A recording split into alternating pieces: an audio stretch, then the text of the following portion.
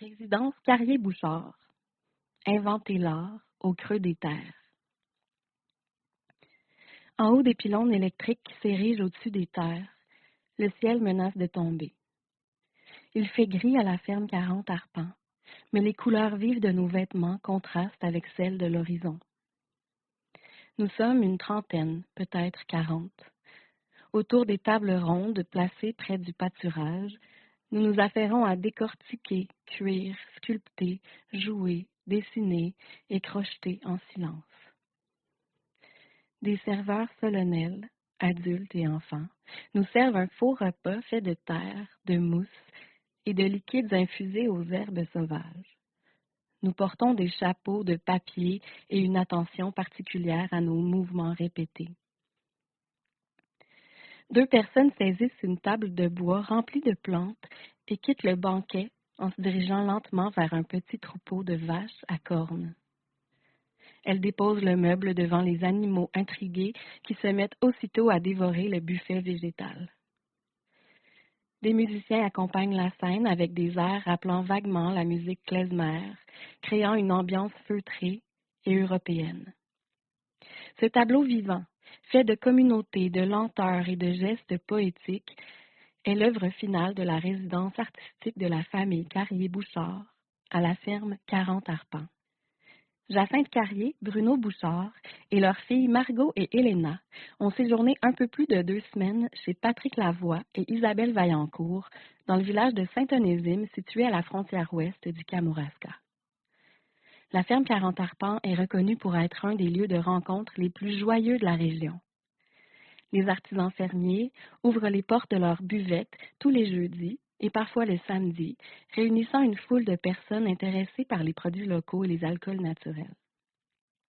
Le match est parfait. La famille Carrier-Bouchard, dont le projet de résidence se nomme De la terre à la table, se questionne sur son rapport au vivant et à la collectivité. Patrick et Isabelle, eux, vivent dedans à temps plein.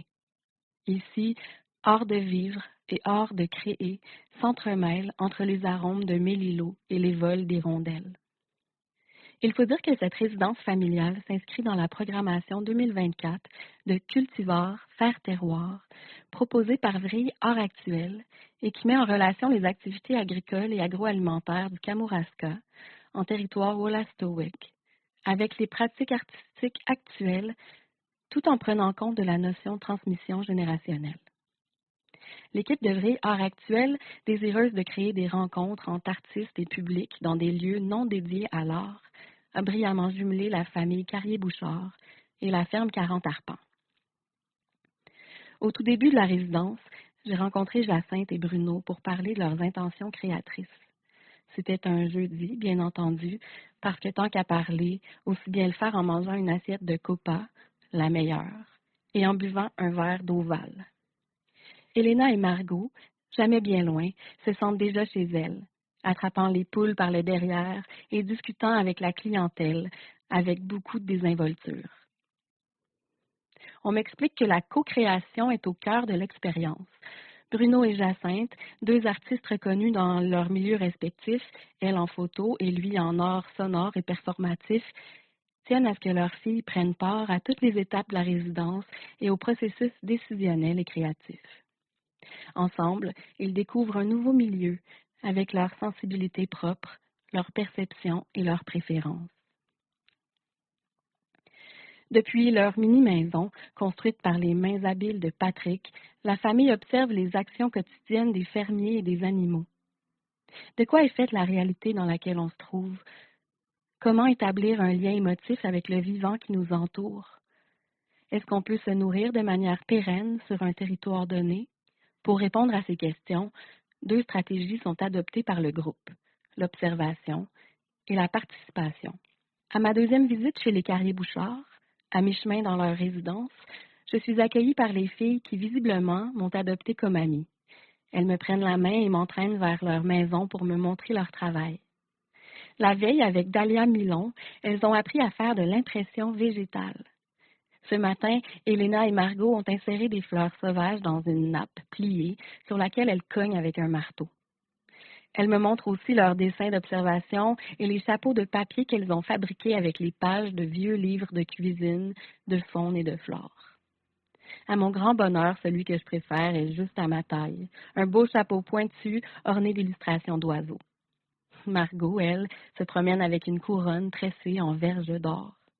La nature grouille dans tous les recoins, de nos pieds jusqu'à nos têtes. Cette posture de création dans la contemplation plaît beaucoup à Jacinthe et Bruno qui profitent de l'esprit pur et créatif de leur fée des champs pour revoir leur manière de ressentir le monde et de conceptualiser l'art.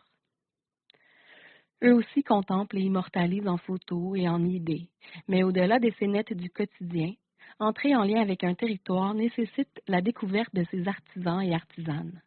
Au fil des jours, la famille fait le plein de relations humaines et d'apprentissage, en offrant du temps de corvée ou en échangeant avec les divers humains remarquables qui se cachent derrière la Société des plantes, la ferme du Yamika, la ferme Rancis, Abeilles et filles, la ferme des Simples, la ferme Cybèle et Potions boréales. Au moment de choisir le médium idéal pour la création de l'œuvre qui clôturerait cette résidence, les Carrier-Bouchard s'entendent sur un fait. Il faut choisir un médium que l'on maîtrise déjà et qui appelle la participation de toutes les personnes rencontrées dans les dernières semaines. Le concept du grand banquet campagnard s'impose de lui-même. Alliant photographie, vidéo, art performatif, communauté et nature, l'idée de cette œuvre éphémère grand format plaît aux artistes établis autant qu'à leurs apprentis. Et tant qu'on prévoit un buffet pour les animaux, Margot est heureuse. On opte donc pour une sorte d'hybridation des approches ou un maillage disciplinaire qui rassemblera ceux et celles qui apportent vitalité et créativité à la région. On invite à table Jasmin, Nathalie, Anne-Marie, Sylvain, Alain Martin, Eric, Nicole, Daniel, Elisabeth, Marie-Maude, Jeanne, Gabrielle, Isabelle, Patrick, pour ne nommer que ceux et celles-là. Autant de citoyens, artisanes, artistes et agricultrices qui se connaissaient déjà ou qui seraient sur le point de se rencontrer à travers cette expérience unique. J'arrive à l'heure à laquelle on m'a convoquée, vêtue d'un kimono rouge vif et accompagnée de mon caniche royal beaucoup trop intéressé par les vaches qui broutent au pâturage. Déjà, certaines personnes ont pris place à table et attendent les indications de nos metteurs en scène.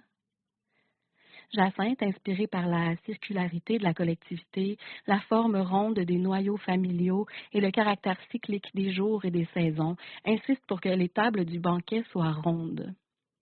Des tables rondes, installées en rond et habitées par une communauté aux valeurs sociales, économiques et écologiques circulaires. La forme ne pouvait pas être mieux choisie pour célébrer cette expérience commune et pour représenter les similarités entre la vie paysanne et la vie d'artiste, la nécessité de ressentir le monde du vivant de manière sensible et de puiser son inspiration à même l'énergie collective. J'entre doucement dans mon rôle silencieux de dessinatrice d'observation et il se met à pleuvoir. Ça sent la fumée humide et les herbes fraîches. Les papiers, celui sur lequel je trace des formes au pastel gras et celui dont sont faits nos chapeaux, se mouillent et ramollissent, mais la pluie ne nous décourage pas. Après tout, nous sommes tous ici pour la même raison, se sentir vibrer ensemble en ce lieu magique, enlacé par la douce folie créatrice de la famille Carrier-Bouchard.